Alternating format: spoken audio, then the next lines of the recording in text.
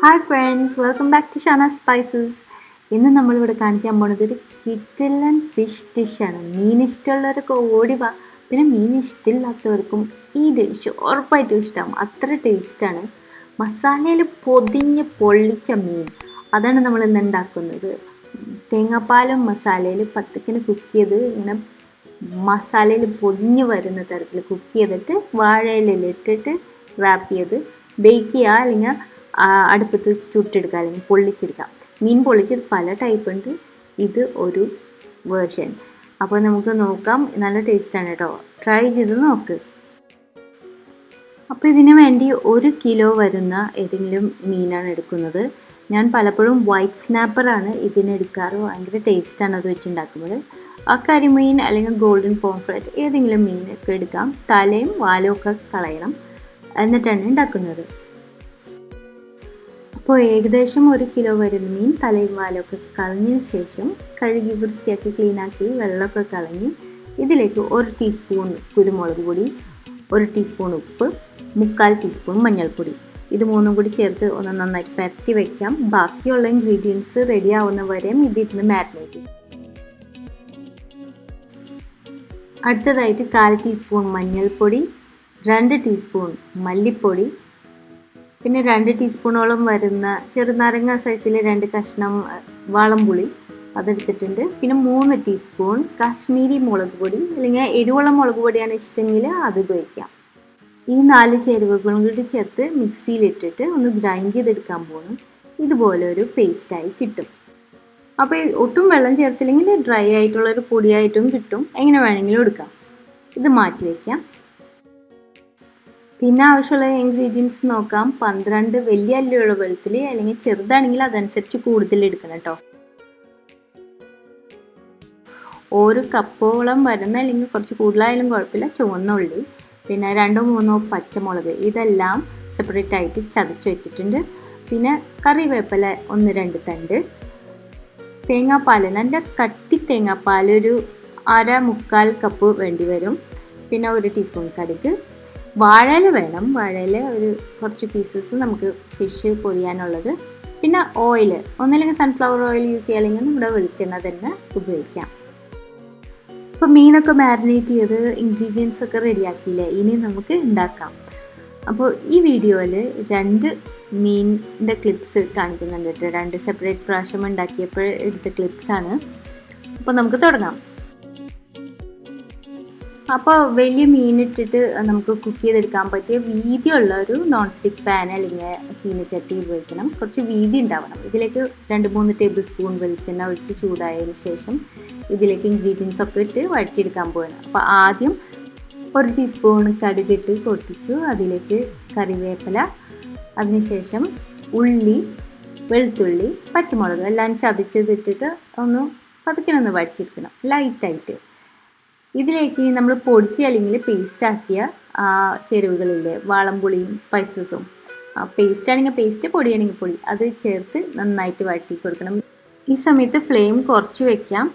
വേണമെങ്കിൽ കുറച്ച് വെള്ളം തെളിച്ച് കൊടുക്കാം. അപ്പം നല്ലൊരു മണം, ആ സ്പൈസസൊക്കെ കുക്കായി വരുന്ന നല്ല മണം കിട്ടണ വരെ. അപ്പോൾ ഈ മസാല ഇനി പ്ലേറ്റിലേക്ക് മാറ്റാം, പാനിൽ നിന്ന് മാറ്റാം. എന്നിട്ട് ആ പാനിൽ തന്നെ കുറച്ചും കൂടി ഓയിൽ ഒഴിച്ചു കൊടുക്കാം. അപ്പോൾ ഈ എണ്ണ ഒരുപാട് ചൂടാവുന്നതിന് മുമ്പ് തന്നെ മാരിനേറ്റ് ചെയ്ത മീനിട്ട് കൊടുക്കാം. എന്നിട്ട് പാൻ അപ്പം തന്നെ ഒന്ന് ഷേക്ക് ചെയ്ത് കൊടുക്കണം. അപ്പോൾ ഒട്ടിപ്പിടിക്കാണ്ടിരിക്കാൻ വേണ്ടിയിട്ട്. ഒട്ടിപ്പിടിച്ചാൽ തൊലിയൊക്കെ ഇങ്ങനെ ഒലിഞ്ഞു പോകും.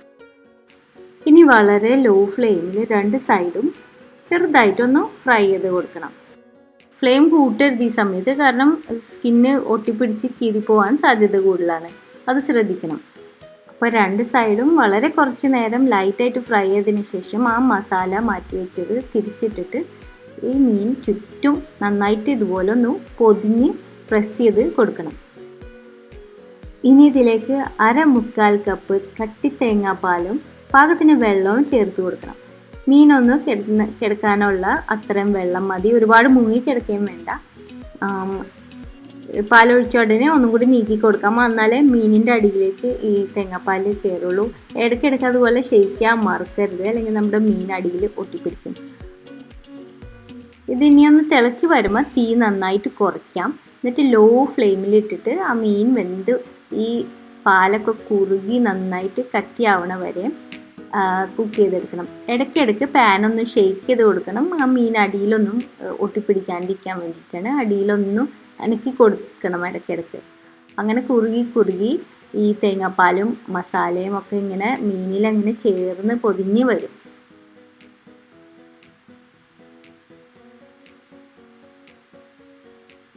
എപ്പോഴും ശ്രദ്ധിക്കണം നമ്മുടെ മീൻ ഉടഞ്ഞു പോവാതെ. അപ്പോൾ നമ്മൾ ഇത് സ്റ്റർ ചെയ്യുമ്പോഴൊക്കെ അതനുസരിച്ച് ശ്രദ്ധിച്ച് വേണം ചെയ്യാൻ. അപ്പം നല്ലൊരു മസാല ആയിട്ടുണ്ട്, നല്ല മണമാണ് ഈ സമയത്ത്. അപ്പോൾ ഇതിൻ്റെ ഒരു ടിപ്പെന്ന് വെച്ചാൽ വളരെ ലോ ഫ്ലെയിമിൽ വെച്ചിട്ട് പതുക്കനെയാണ് ഈ പ്രോസസ്സ് മുഴുവൻ ചെയ്തത്. ഇതിപ്പോൾ ഇങ്ങനെ വറ്റിച്ചെടുത്തത് വളരെ പതുക്കനെ ഇടയ്ക്കിടയ്ക്ക് ഒന്ന് ഇളക്കി കൊടുത്ത് ആ പാല് മുഴുവൻ വറ്റുന്നവരെ. അങ്ങനെ മീൻ റെഡി ആയിട്ടുണ്ട്. ഇനി വാഴയില കഴുകി വെച്ചിരുന്നു, അത് അടുപ്പത്ത് വെച്ചൊന്നു വാട്ടിയെടുത്ത് ഇനി ചെറിയ കീറലൊക്കെ ഉണ്ടെങ്കിൽ 2 ലെയർ ഉപയോഗിച്ചാൽ മതി കേട്ടോ. ഞാൻ നേരെ ഓവൻ ഡിഷിലേക്കാണ് വെക്കുന്നത്. എന്നിട്ട് മീനും മസാലയും ഒക്കെ കൂടി ചേർത്ത് പൊതിഞ്ഞ് നല്ല ടൈറ്റായിട്ട് പൊതിഞ്ഞ്, ഒന്നില്ലെങ്കിൽ വാഴയില ചെറുത് വെച്ചിട്ട് പൊതിഞ്ഞ് കൊടുക്കാം, അല്ലെങ്കിൽ ടൂത്ത് പിക്കാണെങ്കിൽ ഇങ്ങനെ കുത്തി കൊടുത്ത് സ്റ്റീം പോവാത്ത രീതിയിൽ എങ്ങനെയെങ്കിലും റാപ്പ് ചെയ്തെടുത്താൽ മതി. അപ്പം എൻ്റെ വാഴയില കുറച്ച് ചെറിയ പീസസാണ് എനിക്ക് വാങ്ങിക്കാൻ കിട്ടിയത്, അതുകൊണ്ട് അത് വെച്ചിട്ട് ഞാൻ അഡ്ജസ്റ്റ് ചെയ്ത് ഉണ്ടാക്കിയിട്ടുണ്ട്. ഓവനിലാണെങ്കിൽ 30 മുതൽ 50 മിനിറ്റ് വരെയും ലോവർ റാക്കിലാണെങ്കിൽ ബേക്ക് ചെയ്തെടുക്കാം.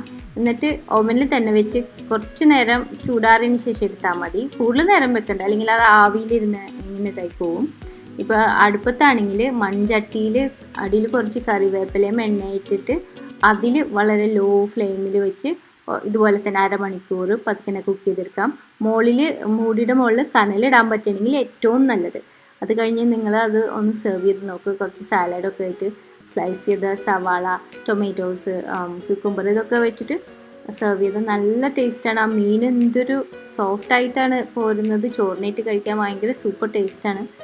കഷ്ടകാലത്തിന് അത് സെർവ് ചെയ്യുന്ന സമയത്തെ വീഡിയോ എനിക്ക് കിട്ടിയില്ല, പക്ഷേ നിങ്ങൾക്ക് എന്നെ വിശ്വാസമല്ലേ, അപ്പോൾ ട്രൈ ചെയ്ത് നോക്കണം കേട്ടോ. അടുത്ത പ്രാവശ്യം നല്ലൊരു റെസിപ്പി ആയിട്ട് വരുന്നത് വരെ thanks for watching and bye from Shana.